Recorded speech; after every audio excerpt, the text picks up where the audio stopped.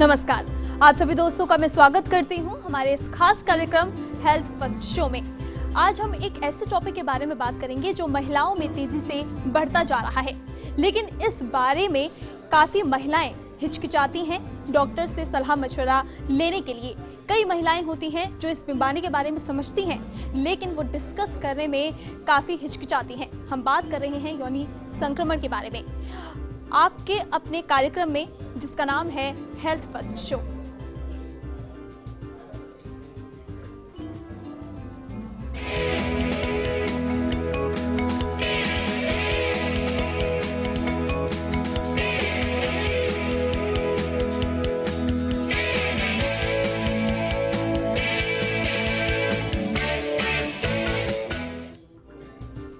दोस्तों, आप लोगों को जानकर ये हैरानी होगी कि भारत में अधिकतर महिलाओं को यौनी संक्रमण रोग हो चुका है और गर्भवती महिलाओं में ये रोग ज़्यादा फैल रहा है। महिलाएं ज़्यादा इस समस्या की शिकार हो रही हैं, पर इस पर बात करने से, डॉक्टर से परामर्श लेने तक महिलाएं शर्माती हुई नजर आती हैं। क्या होते हैं इसके लक्षण और थोड़ी सी ही सावधानी बरतकर आप इस संक्रमण से कैसे बच सकती हैं, बताने के लिए हमारे साथ स्टूडियो में आज मौजूद हैं डॉक्टर वीणा आचार्य। डॉक्टर, आपका बहुत बहुत स्वागत है हमारे इस खास प्रोग्राम में। नमस्कार। मैं सबसे पहले तो आज नया साल शुरू हुआ, उसके लिए सबको बधाई देना चाहती हूँ जी। और जो आपने प्रश्न पूछा है कि महिलाओं में जो योनि रोग संबंध है, संक्रमण जो हो जाता है, उसका जो सबसे मुख्य कारण है कि ये जो बीमारी है, ये इतनी बड़ी बीमारी नहीं है कि जिसको कि अपन समझे कि बहुत तकलीफ देने वाली है कुछ है, पर अगर हम इसके लिए सावधानी नहीं बरतेंगे या इसकी देखभाल न करेंगे तो ये आगे जाकर विकराल रूप ले सकती है। योनि रोग तो आप देखें तो छोटी लड़कियों से लेकर और जो प्रौढ़ अवस्था की युक्तियाँ होती हैं, महिलाएं, उन सब में ये हो जाता है। तो इसका सबसे मतलब लक्षण क्या होता है, ये महिलाएं जानने की कोशिश करती हैं। देखिए, योनि से जो नॉर्मल जो पानी जाता है वो नॉर्मल होता है, पर जब इसकी जो मात्रा है, जो योनि का जो पानी आता है, उसकी अगर मात्रा बहुत ज़्यादा में होने लगती है, जिसके लिए कि आपको पैड यूज़ करना पड़े, उसमें किसी तरह की बदबू आने लगती है, स्मेल आने लगती है, तो आप समझ जाइए कि योनि रोग हो गया आपको। या इसकी वजह से आसपास के एरिया में खुजली या कोई तरह से इचिंग हो सकती है, इरिटेशन हो सकता है, खुजली करती है। बहुत सारी महिलाएं कहती हैं कि उनके शरीर के अंदर खुजली हो रही है, उनकी तकलीफ़ हो रही है, या जो गंदा पानी जा रहा है उससे वो मात्रा में बदबू आने लगती है, तो आप समझिए कि ये योनि रोग संक्रमण हो गई है।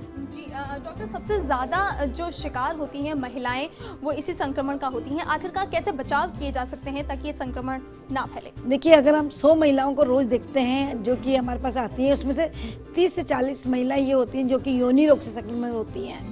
तो इसके लिए देखिए, बचाव के पहले ये बहुत ज़रूरी है कि महिलाओं को ये अच्छी तरह से जानकारी हो कि वो योनि रोग से संक्रमित हो गई हैं। उसके कारण क्या हो सकते हैं? सबसे पहले तो आपको मैं ये बताना चाहती हूँ, योनि रोग के बहुत सारे इंपॉर्टेंट कारण हैं जिसकी वजह से योनि रोग हो जाता है। एक तो हमारी जो योनि में जो मीडिया है, ईश्वर ने इतनी अच्छी तरह से इसका प्रोटेक्शन कर रखा है। जो एसिडिक मीडिया होता है, इसका जो पीएच होता है वो 4.5 होता है, और ये नॉर्मल जो ऑर्गेनिज्म है वो उसमें ग्रो नहीं कर सकते हैं। पर जब इसका पीएच चेंज हो जाता है तो जो नॉर्मल ऑर्गेनिज्म जो योनि के अंदर होते हैं वो ग्रो कर जाते हैं, और वो स्वयं ही इतनी ज़्यादा अवस्था में बढ़ जाते हैं कि उसकी वजह से इन्फेक्शन हो जाता है।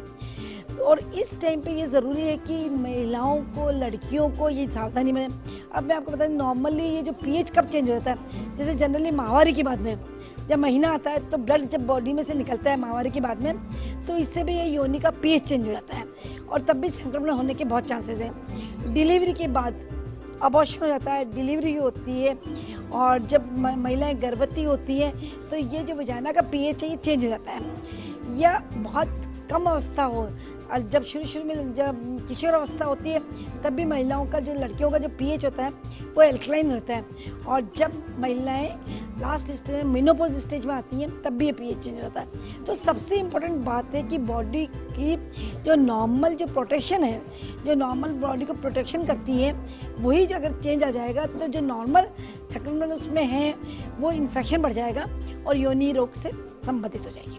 एक तो सबसे बड़ा कारण ये हो गया। तो हर लड़की को, हर महिलाओं को जब माहवारी आती है तो उस खास ध्यान रखना चाहिए कि वो गंदे कपड़े काम में न लें, अपने पेट से वो बराबर डिस्पोज करें, और जो योनि से जो भी ब्लड निकलता है उसको क्लीन अच्छी तरह से करें। और जब महीना माहवारी साफ हो जाती है तो उसके बाद ये है कि उसमें जो ये कई तरह के सॉल्यूशन आजकल जो मार्केट में बिक रहे हैं उसको अननेसेसरी कोई भी सॉल्यूशन योनि में काम में ना लें। जी, तो डॉक्टर आज हमें बता रही हैं यौनी संक्रमण के बारे में, और अपनी समस्या के बारे में पूछने के लिए हमारे साथ मौजूद हैं तनीषा, जो कि जयपुर से रिलेटेड हैं। तनीषा जी, पूछिए आपका सवाल। मैडम, अगर 60 की एज के बाद 60 की एज में 60 साल की लेडीज को अगर यूट्रस में फाइब्रॉइड है तो उसके लिए क्या ट्रीटमेंट लेना चाहिए? क्या क्या पूछ रही हैं आप? तनीषा जी, अपना सवाल दोहराइए। हाँ बोले। जो पेशेंट है उनकी एज 60 है। हाँ जी, हाँ जी। और यूट्रस में फाइब्रॉइड है उनको 44/42 mm का। अच्छा जी, ठीक है। इसके लिए क्या ट्रीटमेंट लेना देखिए, चाहिए? इतना बड़ा फाइब्रॉइड नहीं है कि जिसकी वजह से अगर तुरंत ऑपरेशन करने की ज़रूरत है, पर ये है कि अगर वो 50 साल की हो गई है और इस फाइब्रॉइड की वजह से ये कोई तकलीफ हो रही है, उसके बहुत ज़्यादा माहवारी आ रही है या बहुत ज़्यादा उनको तकलीफ हो रही है, तो फिर इसको फाइब्रॉइड को भी निकाल सकते हैं और उसके साथ साथ अगर ज़रूरत होगा तो बच्चादानी को भी निकाल सकते हैं। जी तनीषा जी, आपको आपके सवाल का जवाब मिल गया होगा। डॉक्टर, अगला सवाल ये है कि ज़्यादातर महिलाएं जब इस तरह का संक्रमण उन्हें होता है तो वो नेग्लेक्ट कर देती हैं, इस चीज़ को ज़्यादा ध्यान नहीं देती हैं, तो क्या ऐसी चीज़ों पे जल्दी से ध्यान देने की ज़रूरत है, और अगर वो ध्यान देती हैं तो किस तरह का इलाज उन्हें लेना चाहिए? लेकिन सबसे बड़ी बात मैंने अभी आपको बताई है कि जो लड़कियों में या महिलाओं में अगर उनको योनि से कोई भी संक्रमण हो तो सबसे ज़्यादा ज़रूरी ये होता है कि वो तुरंत अपना इलाज डॉक्टर से कर लें, क्योंकि प्रारंभिक अवस्था में अगर इसका इलाज कर लिया जाएगा तो इसका पूर्ण रूप से क्योर भी हो जाएगा। जैसे अब मैंने आपको बताया कि अगर अपनी योनि रोग से संक्रमित कोई भी बीमारी है उसको अगर आप इलाज नहीं कराएंगे समय से रहते तो आगे जाकर उन महिलाओं में सबसे बड़ी प्रॉब्लम ये हो सकती है, लड़कियों में, महिलाओं में, कि उनके बच्चे ना हो या उनकी नलियाँ बंद हो सकती हैं। नलियाँ बंद होने से उनके ट्यूब में बच्चा हो जाएगा, जिसको कि एक्टोपिक प्रेगनेंसी कह सकते हैं। तो एक्टोपिक प्रेगनेंसी होगी। सबसे बढ़िया ये औरतें और महिलाएं ये कहती हैं कि उनके नीचे हमेशा पेड़ों में दर्द बना रहता है, कमर में दर्द बना रहता है और हमेशा नीचे की तरफ दर्द रहता है। तो ये भी जो इन्फेक्शन है वो ऊपर बच्चादानी में चला जाता है, और जब ये इन्फेक्शन बच्चादानी में ऊपर चला जाता है तो उसको पेल्विक इन्फ्लेमेटरी डिजीज़ कहते हैं, PID। इससे आगे जाकर बच्चादानी में गठाने हो सकती हैं, उसमें ट्यूब भी इन्फेक्शन हो सकती हैं, उसमें आगे जाकर उसकी तकलीफ हो सकती है। और आजकल जो एक बच्चादानी का इन्फेक्शन जो हुआ है जो कि यौन रोग की वजह से होता है, तो अगर हस्बैंड को किसी तरह का इन्फेक्शन है तो वो वाइफ में भी ट्रांसमिट हो जाता है। और इसमें जो वायरल इन्फेक्शन है वो ज़्यादा कॉमन होते हैं, तो इन्हें हम सेक्सुअली ट्रांसमिटेड डिजीज़ कहते हैं। अगर एक सेक्स को इन्फेक्शन है, पार्टनर को इन्फेक्शन है, तो महिलाओं में भी चली जाती है। जैसे कि हर्पीस इन्फेक्शन है, जेनेटल हर्पीस, आदमी को छोटी छोटी फुंसियाँ हो जाती है, वॉट हो जाते हैं योनि में, और अगर वो आदमी को हो रखे हैं तो वो औरतों को भी ये इन्फेक्शन हो सकता है। दूसरा जो ह्यूमन पेपिलोमा वायरल इन्फेक्शन है वो अगर आदमी को हो रखा है तो उसके से महिलाओं में भी हो जाएगा, और ये भी एक तरह से सेक्सुअली ट्रांसमिटेड डिजीज़ है। सबसे बड़ी जो आप कह रहे हैं कि इस इन्फेक्शन का इलाज कराना चाहिए, टाइमली कराना चाहिए, वो सबसे ज़रूरी है कि ये ह्यूमन पेपिलोमा वायरस है, यही आगे जाके सर्वाइकल कैंसर बनाता है जी। तो इसलिए अगर किसी भी महिला को किसी भी कारण से खुजली होती है, तकलीफ होती है योनि में, या उसके गंदा पानी जाता है, तो डॉक्टर को दिखा के ये पता कर लेना चाहिए कि उसको किस तरह का इन्फेक्शन है और उसका इलाज कराना। जी डॉक्टर, हमारे साथ एक कॉलर जुड़ी हुई हैं दौसा से। पूछिए अपना सवाल। हेलो, आप तक आवाज पहुंच पा रही है? नहीं तो। हाँ बोलिए। हाँ जी, पूछिए अपना सवाल। हेलो, हाँ बोलिए। मेरे सर दुखता है मैडम, और पेट में तकलीफ रहती है। पेट में तकलीफ रहती है, हमेशा रहती है या कभी कभी रहती है? नहीं, हर समय रहती है, और मूड भी हर समय दुखता है। अच्छा, हमेशा दुखता है। तो आपका ये हो सकता है कि आपकी योनि में इन्फेक्शन हो और जिसकी वजह से ये ऊपर बच्चादानी में भी इन्फेक्शन हो गया हो, तो इसके लिए ज़रूरी है कि एक बार आप डॉक्टर को दिखा लें, इसका इलाज तुरंत हो जाएगा, ऐसे आप चिंता की बात नहीं है। जी, तो आपको आपके सवाल का जवाब मिल गया होगा। डॉक्टर, जानना चाहेंगे जिस तरीके से सार्वजनिक शौचालय जो होते हैं, जैसे ऑफिस में ज़्यादातर एक कॉमन टॉयलेट यूज़ किया जाता है, तो उससे भी संक्रमण की शिकायत बढ़ जाती है? देखिए, मैं सबसे पहले बात, जो आप अगर स्वास्थ्य की बात करेंगे या हमें क्या सावधानी रखनी है, कॉमन टॉयलेट यूज़ करने के पहले बहुत ज़रूरी है कि आप टॉयलेट को पहले उसको क्लीन कर लें और साफ़ करके ही टॉयलेट यूज़ करें, उससे ज़रूर इन्फेक्शन हो सकता है। यहाँ तक कि एक लेडी यूज़ करती है, उसको किसी तरह का इन्फेक्शन है, दूसरी लेडी उसी में बैठेंगी तो डेफिनेटली इन्फेक्शन एक दूसरे को पहुँच जाएगा।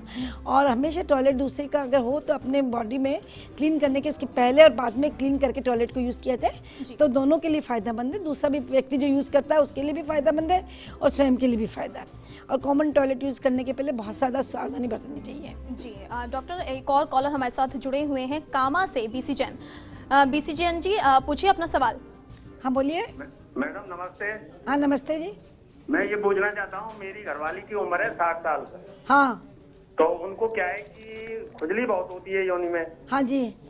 तो उनके जो है ना सफेद सफेद उसके निशान भी बन गए। हाँ जी। हाँ जी।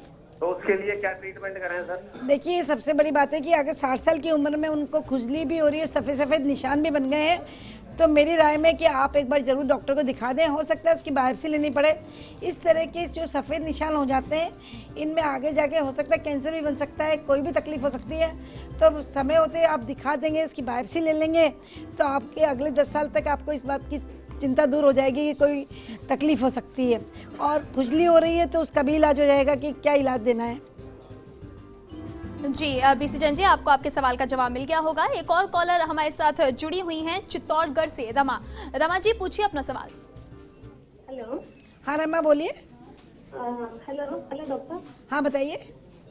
मुझे है ना टॉयलेट में जलन की और रीचिंग की प्रॉब्लम हो रही है। हाँ जी। उसके लिए और पीरियड के बाद ज़्यादा रहती है। हाँ जी, मैंने अभी बताया था कि जो ये योनि का संक्रमण है ये वो पीरियड के बाद में ज़्यादा होता है, क्योंकि जो ब्लड जो शरीर में से बाहर आता है तो उससे जो योनि का जो पीएच है वो बदल जाता है।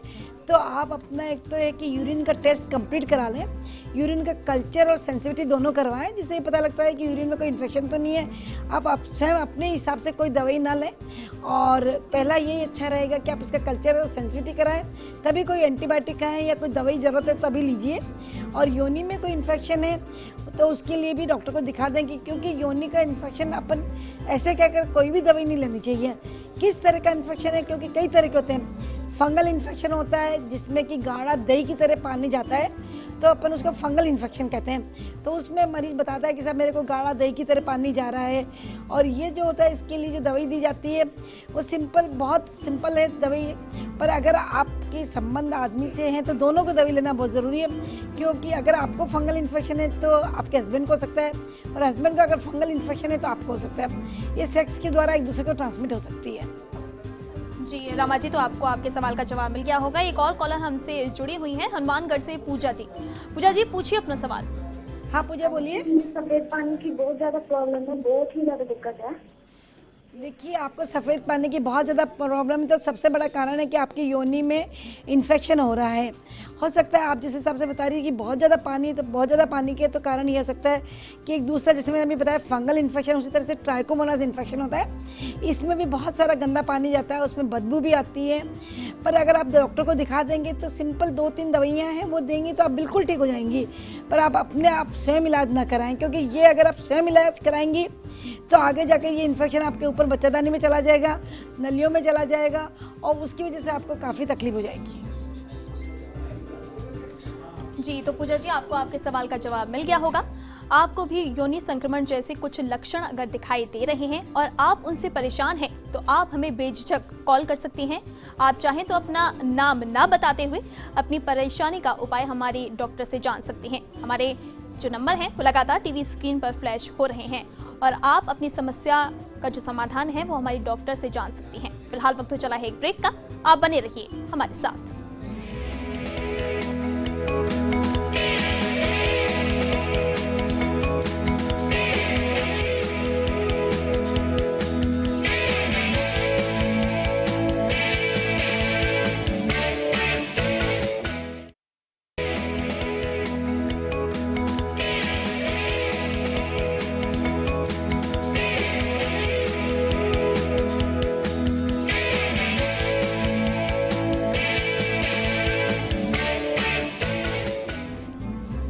ब्रेक के बाद एक बार फिर से आप सभी का स्वागत है और आज हम बात कर रहे हैं योनि संक्रमण के बारे में। एक कॉलर हमारे साथ जुड़ी हुई हैं भरतपुर से दर्शक, जिन्होंने अपना नाम नहीं बताया है। पूछिए अपना सवाल। बोलिए। हेलो। हाँ जी बताइए। हाँ जी, मुझे खुजली की प्रॉब्लम है।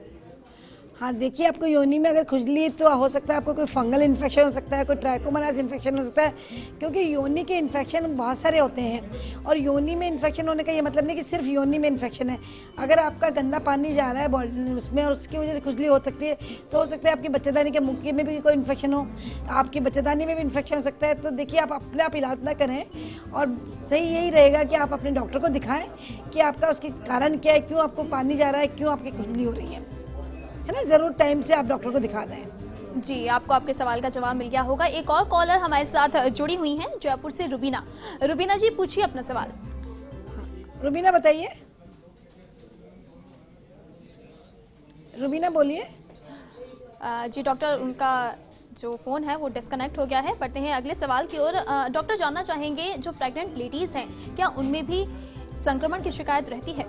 देखिए, रहती है बात नहीं, प्रेग्नेंट लेडीज़ को भी संक्रमण हो सकता है अगर उसके किसी भी कारण से, जैसे मैंने आपको बताया है कि वो इंडोजेनस इन्फेक्शन हो सकता है, या हस्बैंड का इन्फेक्शन कोई उसके अंदर है और बच्चा लग गया है, वो गर्भवती हो गई हैं, तो उन महिलाओं को तो खास तौर से अपना ध्यान रखना चाहिए, क्योंकि बहुत सारी बीमारियां हैं, जैसे कि सिफिलिस कहा जाता है, जिसको कि पहले ना वायरल डिजीज़ है, और जैसे कि हर्पिस इन्फेक्शन है, और गोनोरिया इन्फेक्शन है, क्लाइमेडिया इन्फेक्शन, ये सब इन्फेक्शन बच्चेदानी में भी जा सकते हैं, जिसकी वजह से ये हो सकता है कि बच्चे में भी ये इन्फेक्शन फैल सकता है, बच्चे में भी सिफिलिस की इन्फेक्शन सारा फैल सकता है, उसमें गोनोरिया की इन्फेक्शन, और हर्पिस अगर उसको मदर को हो रही है, योनि में अगर हर्पिस है, तो बच्चे को अगर डिलीवरी के टाइम पे बच्चे में भी हर्पिस हो सकती है, ह्यूमन पेपिलोमा वायरल इन्फेक्शन है, तो हमें गर्भवती महिलाओं को तो खास तौर से ध्यान रखना चाहिए। अगर वो किसी भी तरह से योनि संक्रमित है तो उनका टाइमली इलाज कर सकते हैं, वो उनके लिए तो बहुत ज़रूरी है, पर उनके होने वाले बच्चे के लिए भी बहुत ज़रूरी है। जी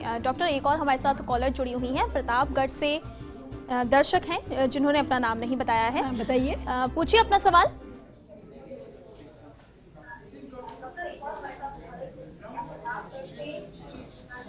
जी, आप अपना टीवी का वॉल्यूम थोड़ा सा कम कीजिए और उसके बाद सवाल पूछिए। अपने क्या नाम है, हमारे घर में 12 साल की बच्ची है। हाँ जी। उसको पीरियड रेगुलर हो रहा है, 1 महीने से बंद नहीं हो रहा है। देखिए, आपके लड़की अगर 12 साल से हैं और उसका पीरियड कब शुरू हुआ था? उसका पीरियड शुरू हुआ कितना टाइम हुआ? पीरियड कब शुरू हुआ उसको? हेलो, हाँ बताइए। डॉक्टर, वो उनका सवाल ये था कि महीने भर से लगातार हाँ पीरियड चल बराबर, रहा तो वो है ये है और कि पहली बार महीना आया है, ये 11 साल की उम्र में आ गया, क्योंकि 12 साल की उम्र में पहली बार महीना आ सकता है। हो सकता है उसके कुछ हार्मोनल इम्बैलेंस हो गए हैं, जिसकी वजह से कि वो पीरियड बंद नहीं हो रहा है। पर आजकल इस तरह की दवाइयाँ आ गई हैं कि उनसे पीरियड को कंट्रोल किया जा सकता है दवाई के द्वारा, इंजेक्शन के द्वारा, क्योंकि अगर वो महीने भर से घर बैठ के ही इलाज कर रहे हैं तो वो लड़की में कितना खून की कमी आ गई होगी, एनीमिया हो गया होगा। तो मेरी राय में कि वो डॉक्टर को दिखाकर अपना इलाज कर रहा है। जी डॉक्टर, एक और कॉलर हमारे साथ जुड़ी हुई हैं, सरदार शहर से कविता जी। कविता जी, पूछिए अपना सवाल। मैडम, मेरे डीएनसी करवाने के बाद में मेरे पेट में दर्द रहता है। किसके बाद में? दोबारा पूछिए कविता जी आपका सवाल।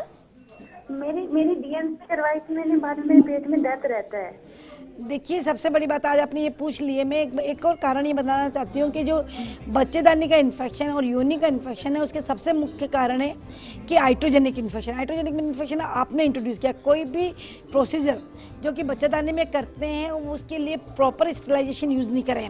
प्रॉपर जो इंस्ट्रूमेंट यूज़ करते हैं, आपकी डीएनसी हुई है, किसी भी कारण से डीएनसी हुई है, अगर उसमें सही जगह पे आपने नहीं कराया, वो इंस्ट्रूमेंट ऑटोक्लेव नहीं है, तो मेरी राय में आपको है कि कभी भी अपने शरीर की सफाई नाम की चीज़, कोई सफाई कोई ऐसी चीज़ नहीं है। डीएनसी सफाई के नाम से जो गाँवों में इधर उधर प्रचलित है, ये गलत धारणा है। इसमें बच्चेदानी के अंदर औजार जाते हैं और उससे बच्चेदानी को बहुत नुकसान होता है। तो आप हर जगह कहीं डीएनसी मत कराइए।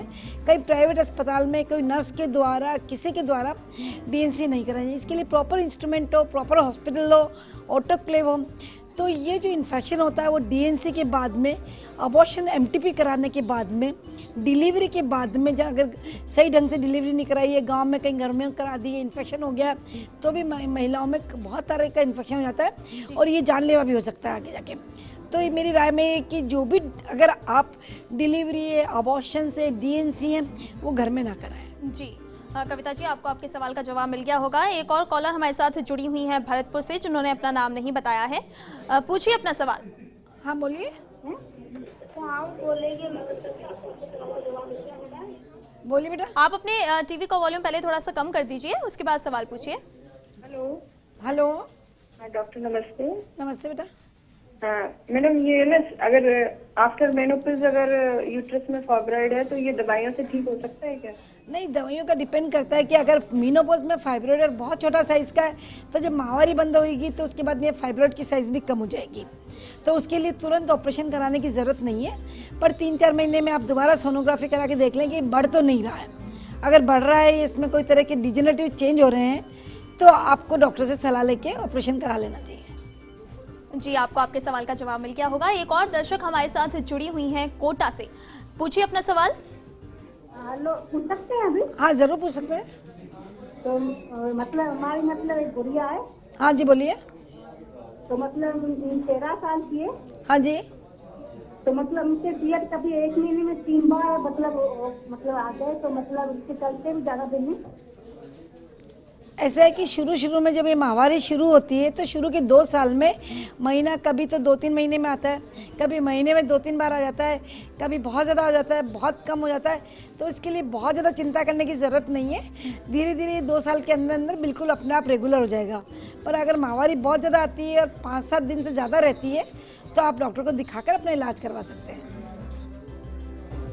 जी तो आपको आपके सवाल का जवाब मिल गया होगा। आज हमारे साथ डॉक्टर वीणा मौजूद रही, जिन्होंने हमें ढेर सारी जानकारियां दी यौनी संक्रमण के बारे में, किस तरीके से आप अपना बचाव कर सकते हैं, किस तरीके से इस संक्रमण को रोका जा सकता है, और बहुत सारे उपाय आज आपको जानने को मिले हैं। लगातार हम हेल्थ शो के माध्यम से आप सभी दर्शकों को आपके स्वास्थ्य के बारे में जानकारी देते रहते हैं। वीणा जी, आप हमारे स्टूडियो में ही, आपका बहुत बहुत धन्यवाद। धन्यवाद।